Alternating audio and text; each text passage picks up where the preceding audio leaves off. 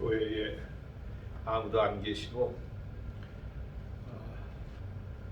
도와주시는 목사님만 계셔서 내가 마스크를 벗고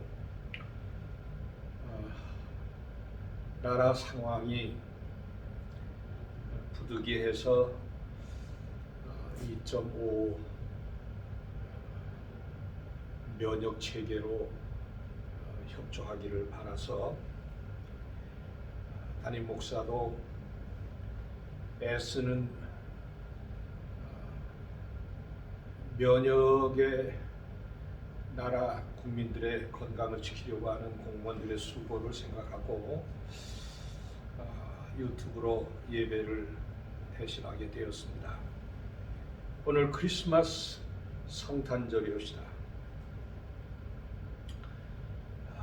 하나님의 성령의 감동 아래 있고 예수님에 대한 신앙이 확고한 가족이라면 이 성탄절이야말로 지구촌에 사는 모든 인류에게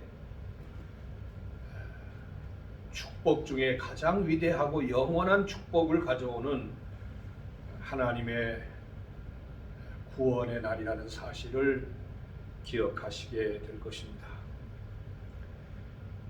그럼에도 불구하고 소수의 성도가 이 땅에서 성탄절에 대한 경건한 신앙과 믿음을 지켜서 아기 예수의 겸손하신 탄생에 대해서 예배하고 영광을 돌리고 있는 것입니다. 그래서 먼저 생각할 것은 예수님 이 세상에 오셨을 당시에 성경 앞뒤의 본문 속에서 저는 큰 메시지 하나가 있다고 생각이 됩니다. 그것은 복 있는 사람들과 복이 없는 사람들입니다. 아마도 예수님의 예언의 말씀에 근거해 보면 주님이 재림하시는 날에도 복받고 부활의 영광에 부르심을 받는 하나님의 성도가 있는가 하면은 같이 앉아서 맷돌을 갈다가 버리움을 당하고 슬피 울며 영원히 꺼지지 않는 유황불에 버려지는 불쌍한 영혼들이 있다는 사실을 알게 됩니다. 성탄절과 같은 이 엄청난 하나님의 은혜와 축복의 사건이 있음에도 불구하고 예수님 탄생 주변에 복 없는 사람들이 있었다는 사실을 상기해 볼 필요가 있습니다. 바로 우리나라 형편이 그렇습니다. 믿는 사람들 가운데도 지극히 소수의 경건한 백성들이 이 성탄절을 가슴으로 영접하고 하나님께 무한한 감격의 절기가 될 것입니다. 예수님 당시에 오셨을 때에 복이 없는 사람들 중에 유대 나라의 왕이었던 헤롯 1세를 빼놓을 수가 없습니다. 이 사람 참 무서운 사람입니다. 이 사람은 원래 유대인의 혈통도 아닌데 조르단 페트라라고 하는 고대 실크로드 무역의 중동 지역의 마지막 종착지 바로 그곳에서 거대한 재물을 모아서 처세에 능한 이 헤롯이라는 사람이 로마 황제를 움직이고 또 로마의 중요한 정치적인 집단들을 움직여서 유대 나라의 분봉왕으로 임명받은 왕으로 지명이 되었던 사람입니다. 참으로 무서운 술수의 사람이고 또 그가 헤롯 성전을 건축한 것을 보면 이 사람의 역량은 인간적인 역량은 그야말로 빼어난 사람이었다라고 우리가 역사 속에서 봅니다. 그럼에도 불구하고 그 영혼이 복이 없는 사람이었다는 것입니다. 그래서 마태복음의 재료에 의하면은 동방박사 세 사람이 어디에 가서 아기 예수께 새로 나신 왕이신 아기 예수께 경배하는가를 자세히 알아보고 내게 말해주시오. 나도 가서 경배하게 좀 도와주세요. 그렇게 부탁을 한 나머지 이게 사실 그 속에 무서운 살인의 영아 살해의 무서운 살인극이 그 속에 담겨져 있었는데 꿈에 하나님의 지시를 받아서 헤롯에게 돌아가지 말고 다른 길로 돌아가도록 인도를 받아서 동방박사 세 사람은 떠났고 분노한 이 헤롯이 베들레헴과 그 주변 사내 아이 2살 이하의 모든 아이들을 찾아서 빠짐없이 살해하는 무서운 살인극의 주인공이 헤롯 1세였습니다. 참으로 예수님이 이 땅에 오시는 그 사건이 얼마나 많은 어머니들과 아버지들과 그 베들레헴의 통곡 소리가 하늘을 울렸을 것입니다. 복받는 사람이 있는가 하면은 하나님이 복받는 일을 제외시킨 사람들에게 항상 하나님의 백성들은 고난을 당하는 것을 볼 수가 있습니다. 교회가 왜 마스크를 쓰고 예배를 드려야 되고 대면 예배를 할 수 없느냐, 여러 가지 해석들을 분분하게 하지만 저는 고요히 생각하고 이 일을 어떻게 대처해야 되느냐라고 묵상하는 가운데 떠오른 생각은 예수님이 자기를 잡으려고 하는 유대나라의 지도층의 음모를 알고 계셨음에도 불구하고 제자들과 마지막 주간을 지내시는 그 기간 동안 주님이 참 심각한 번민과 고통의 시간들을 보내고 계셨는데 과거 옛날 번역에 의하면 내 마음이 심히 민망하니 내가 무슨 말을 하리요. 제자들과 더불어 마지막 만찬을 하면서 가슴이 찢어지는 슬픔을 토로하신 적이 있습니다. 그러나 하늘의 미라이 땅에 떨어져 죽지 아니하면 하늘 그대로 있거니와 떨어져 죽으면 많은 열매를 맺느니라. 이런 결심을 가지고 계셨음에도 불구하고 마태복음의 증언에 의하면 겟세마네에서 기도하실 때에 땀이 변하여 핏방울처럼 떨어지고 천사들이 돕고 수종을 드는데도 불구하고 3번씩이나 베드로와 야고보와 요한을 찾아가서 깨어서 나를 위해서 기도할 수 없겠느냐. 외롭고 고독한 하나님의 아들의 슬픈 이 모습을 떠올려 보았습니다. 주변이 온통 악에 물든 사람들 뿐이었습니다. 빌라도에게 한마디 툭 던진 말씀이 있습니다. 이제라도 내가 하늘에 12영을 명하여 하늘의 무지역의 천사들을 동원하여 이 땅을 쑥대밭으로 만들 수도 있다는 사실을 그대는 모를 거야. 그렇게 엄청난 권능, 하나님의 아들로서의 권세와 권위를 감추시고 숨기시고 이 악한 이들의 재판에 끌려다니시고 참혹한 로마인들의 십자가 처형의 길까지 따라 순종하시고 따라가면서 아버지 이렇게 예수님 마음속에 끝없이 하늘의 아버지께 뜻을 묻습니다. 제가 지고 갑니다. 제가 떨어져 죽지 아니하면 이 땅은 이 죄악과 저주 아래 영원히 하나님과 화평의 길을 찾지 못할 것이기 때문에 아들이 해야 되죠. 제가 합니다. 쓰러지시고 넘어지셨습니다. 그 십자가에서 고통이 얼마나 극심하셨으면 나의 하나님 어찌하여 나를 버리시나이까 라고까지도 비명을 지르십니다. 우리가 이 시대의 일에 마스크를 쓰고 비대면 예배를 해야 되고, 크리스마스, 연말 연초, 새해맞이 중요한 행사들을 다 중단하고 스피커에 대고 이렇게 예배를 해야 되는 이 마음 참 무거워요. 하지만 예수님의 그 말씀드린 바와 같이 밖으로 노출하지 아니하시고 속에서 하나님의 뜻을 소화하려고 노력하신 그 인내와 침묵을 우리가 떠올리지 않을 수가 없습니다.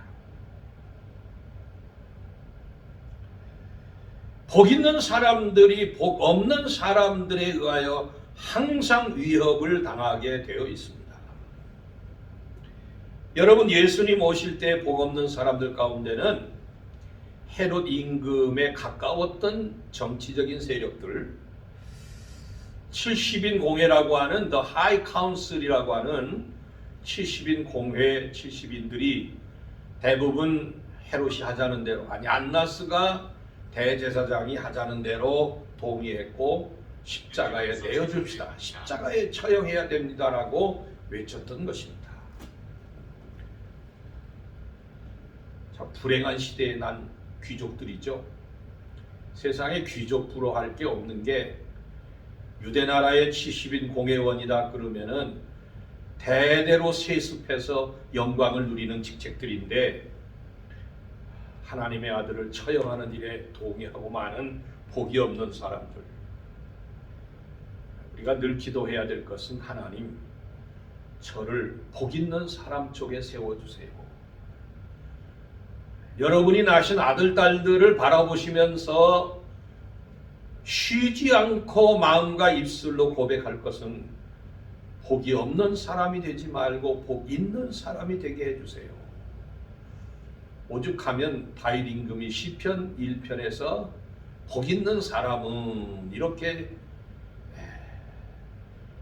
참 지혜의 150편의 시편의 서두에 복 있는 사람은 어떻게 하느냐, 이렇게 다윗이 감격해 맞이하는 것을 볼 수 있습니다.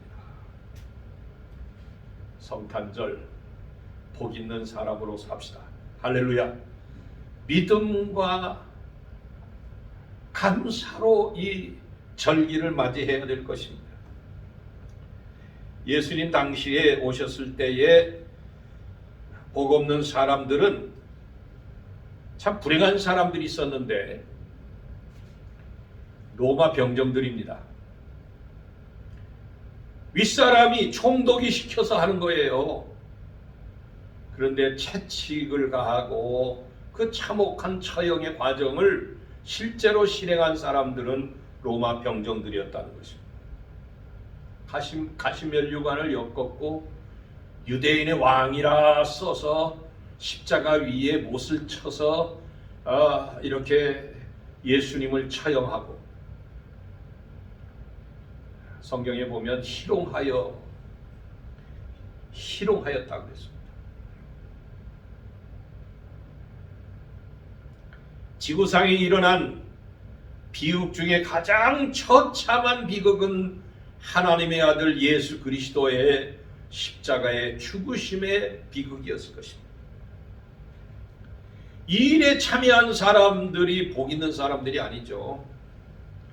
빌라도도 나 이 사람 죄 없는 줄 아는 거야. 나 죄 없어. 이 사람 없어.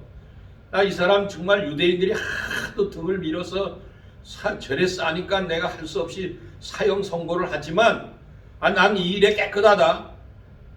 태아에 물을 담아오라 해서 손을 씻고, 참 내가 이게 유대나라 총독 되게 참 기분 나쁘다. 지금 이게 기분이 참 나쁘다. 어쨌든 빌라도가 복 없는 사람이에요.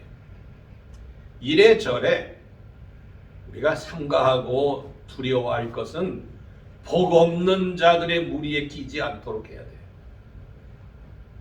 복 없는 자의 행실에 우리가 자꾸 동화돼서는 안 되는 거예요.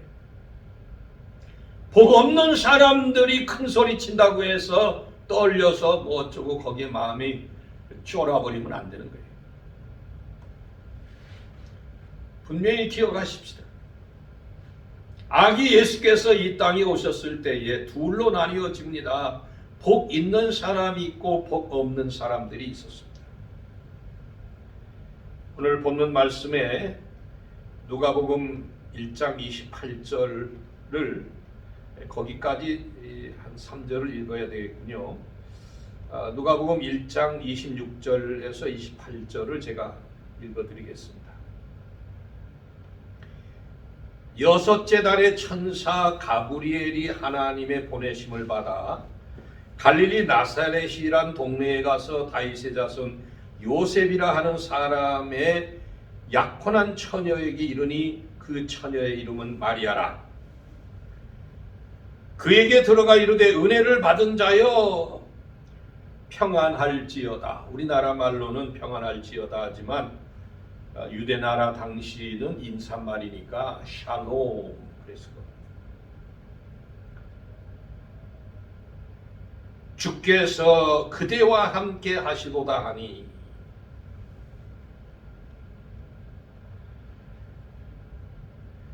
사랑하는 광성교회 가족 여러분, 은혜를 받은 자여라고 말하고 있습니다. 좀 어려운 말인데 원문에 보면은 카리토라는 그 은혜를 베푼다, 은혜를 누린다, 은혜가 있다 이런 표현의 수동형입니다. 가브리엘 천사가 마리아를 만나기 이전에 하나님이 마리아를 예정하시고 선택하셔서 천사장 가브리엘을 처녀 마리아에게 보내셨다는 말씀. 그래서 케하리스토메네 여성형으로 되어 있어요. 그래서 은혜를 받은 바의 여인이다. 은혜를 주는 행위가 과거 완료형이고 그 수여받는 은혜를 받는 자는 여성이고 일격 단수입니다. 그래서 복받은 사람 중에 가장 큰 복을 받는 사람은 예정 속에 은혜가 있는 사람으로 우리가 수동되는 거예요. 우리 의지와는 전혀 관계없이 하나님의 의지에 의해서 마리아는 은혜 받는 여인이 되어버린 것입니다. 이런 것을 다윗 임금은 내가 모태에서부터 하나님이 아시는 바다. 다윗이 성령 충만하여 회개할 때 회개의 영이 충만했을 때 그런 기도를 했죠. 내 어머니가 모태에서 죄 중에 나를 잉태하였으니 하는 말은 내 존재가 이 땅의 생명으로 생존의 첫 순간, 처음 시간을 열었을 때 이미 나는 죄인으로 지정되어 있었다. 그래서 오늘 본문 말씀을 위해서 깊이 생각해 보면 우리가 오늘 예수 믿고 성탄절의 이 경건한 복된 절기를 아는 것은 이미 오래전에 하나님께서 저와 여러분 한 분 한 분을 지목하여 예정 예택하여 선택하신 바 우리가 한 게 아니에요. 내가 너희를 선택하여 세웠나니 사도 요한의 증언에 의하면 너희가 나를 택한 게 아니고 내가 너희를 택하여 세웠다 하셨습니다. 너희가 이 세상에 속한 자들이 아니므로 세상이 너희를 미워하나 하나님의 독생자인 아들도 미워했으니 너희도 미워하리라. 세상과 하나님 백성 사이에는 이런 분명한 가름의 진리가 있습니다. 나누어짐의 진리가 있다는 말씀입니다. 은혜를 받은 자여. 오늘 우리가 은혜 받은 자가 됐다는 사실에 대해서 각별한 감격이 있으시기를 축복합니다. 30절로 내려가면 또 반복됩니다. 천사가 이르되 가브리엘이 이르되 마리아여 무서워하지 말라 네가 하나님께 은혜를 입었느니라. 하나님께서 분명한 계시를 내리실 때는 대략 성경에 두면 2번씩 확인하는 그런 절차가 있습니다. 다 믿음이 좋은 사람들임에도 불구하고 하나님이 그 하나님의 뜻을 전달하실 때는 한 번만 슬쩍 지나가시는 게 아니고 박아서 말씀하십니다. 박아서.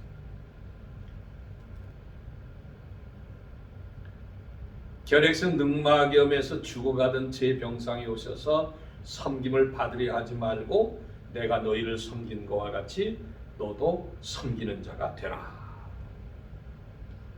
근데 그게 그때 뭐 불 받고 그 물 잡힌 것이 다 말라버렸고 뭐 기적도 큰 기적이 일어나서 꿈쩍도 못하고 병상에 누워있던 제가 펄쩍펄쩍 뛰어서 대학 생활을 마치게 되는데 만 1년 후에 양편발이 썩었어요. 온갖 방법을 다해서 여름방학 동안 그거를 치료해 보려고 했었는데 제가 기억하는 14가지 치료 방법을 써봤는데 여름방학 때 바를수록 더 나빠지는 거예요.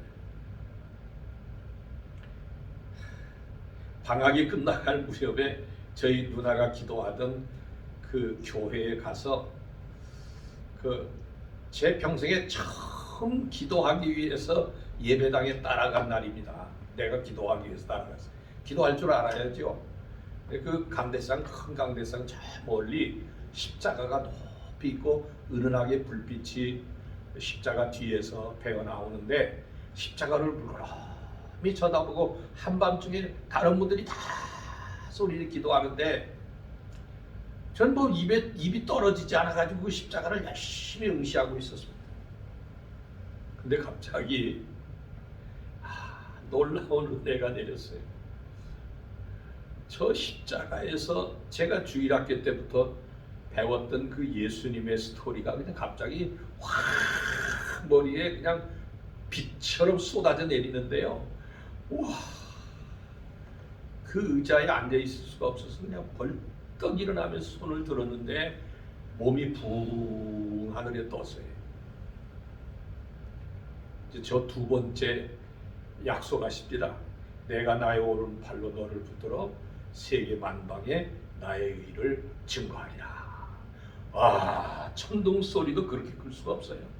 하늘이 갈라지고 땅이 갈라지고 온 우주가 울리는 듯해요.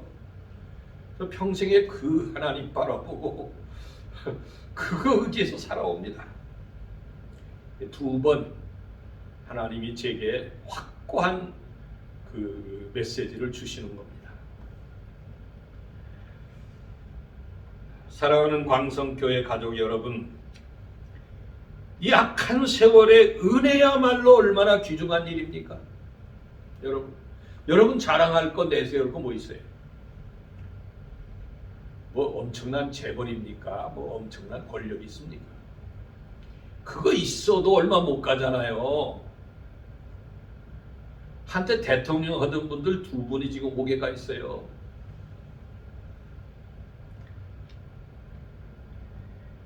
은혜가 대통령 되는 것보다 더 중요합니다.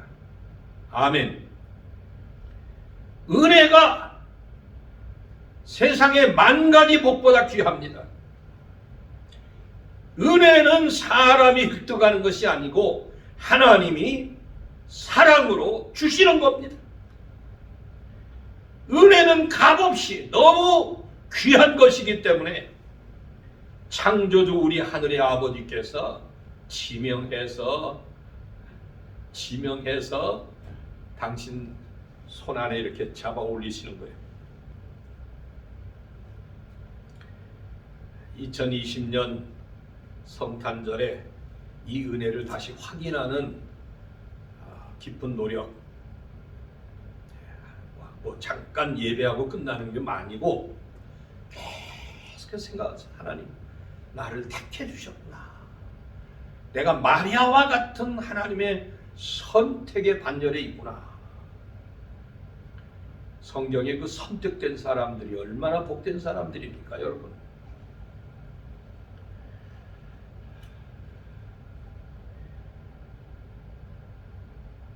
그래서 마리아와 나란히 두 사람이 복되다라고 말씀드리고 싶은데, 마리아와 그리고 엘리사벳입니다. 근데 여기 가브리엘이라고 하는 천사에 대해서 성경에 있는 대로 말씀을 드리자면, 다니엘서 8장 16절 24절 다시 말씀드립니다. 다니엘서 8장 16절에서 24절에 보시면 가브리엘이 금식 기도하는 다니엘에게 나타났어요. 근데 그때 이 가브리엘이 다니엘을 위로하면서 좀 늦어서 미안하다 하는 말씀이 21일 동안 빨리 오지 못하고 천사장 미가엘이 전쟁의 천사인 미가엘이 와서 나를 도와줘서 헬라군을 무찔러 주었으므로 21일 3주 만에 다니엘아 그대에게 왔는데 은총을 받은 자여. 그래서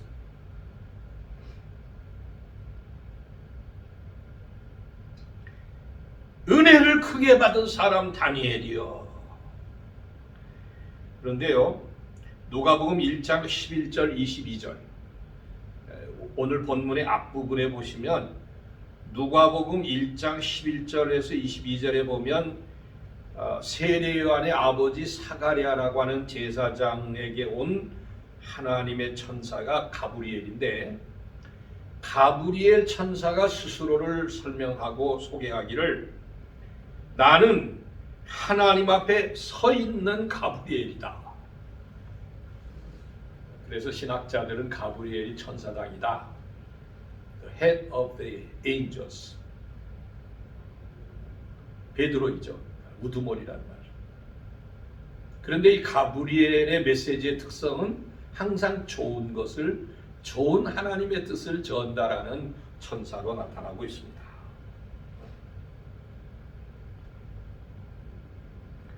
바로 이 지구상에 하나님의 교회를 위해서, 하나님의 복음을 위해서 귀 쓰실 사람들은 가장 높은 신분의 천사의 계시를 받는 사람들이 많습니다.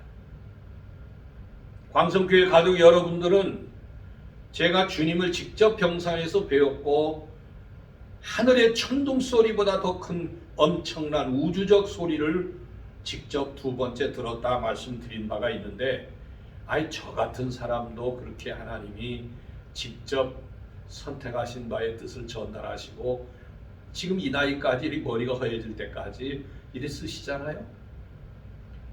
제가 목사 된 것은 하나님의 은혜 받은 것 때문에 그렇습니다. 이 은혜는 거슬리면 안 되는 거예요. 은혜는 순종하는 거예요. 마리아의 위대한 점은 계집정이오니 주의 뜻대로 이루어지기를 바랍니다. 당시에 남자를 알지 못하는 여인이 애 가진 것이 들통나면 돌로 맞아 죽는 세월 아닙니까? 유대 나라법이 그렇죠.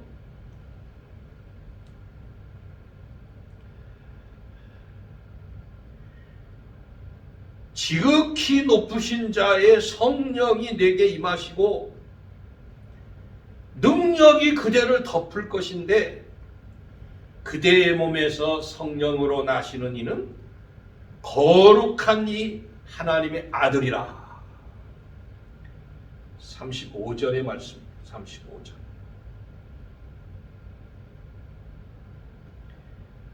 그런데 38절로 내려가면 주의 여종이오니 말씀대로 내게 이루어지이다. 마리아가 돌로 맞아 죽을 수 있다라고 하는 위험을 모르지는 않았을 것 같아요. 제 생각에는. 그런데 사실은 좀 신비한 영적 경험인데요. 하나님의 이 큰 천사가 하늘의 영광의 빛으로 나타나셔서 말할 때는 사실 자기 이성과 감정 같은 거는 그 앞에서 아마 없어지는 것 같아요. 자기도 모르게 은혜로 답변합니다. 한번 여러분들도 마음으로 아멘 하고 해요. 아멘, 아멘. 아멘이 저절로 나오는 거 내가 하는 거 아니에요. 하나님의 영이 내 속에서 진리에 화답하는 그렇습니다. 그렇게 믿습니다. 이것이 아멘입니다. 가브리엘 천사가 이렇게 말했습니다. 하나님의 모든 말씀은 능하지 못하심이 없느니라. 37절입니다. 하나님의 말씀은 모든 말씀이 능하지 못하심이 없다. 이 음성을 듣는 순간 마리아는 선택의 여지가 없었던 거죠. 늘어붙었다고 할까요? 그냥 그 말씀에 그냥 완전히 종속된 그 은혜의 불덩어리, 은혜 속에 완전히 그냥 완전히 그 속에 확 그냥 잠겨버린 거예요. 얼음 속에 개구리가 얼어 죽으면 투명하게 얼음 속에 개구리가 보이듯이 하나님의 은혜에 갇혀서 마리아는 주의 계집종이오니 주의 말씀대로 되오리이다. 내게 이루어지리다. 우리가 은혜가 깊어질수록 자기는 없어지고 하나님의 은혜를 드러낼 줄 알아야 됩니다. 우리 광성교회 가족 여러분, 이제 한 해가 기울어지는데 우리가 기도해야 될 방향이 있어요. 새해는 제가 좀 더 하나님 앞에서 낮아지고 겸손하게 해 주옵소서.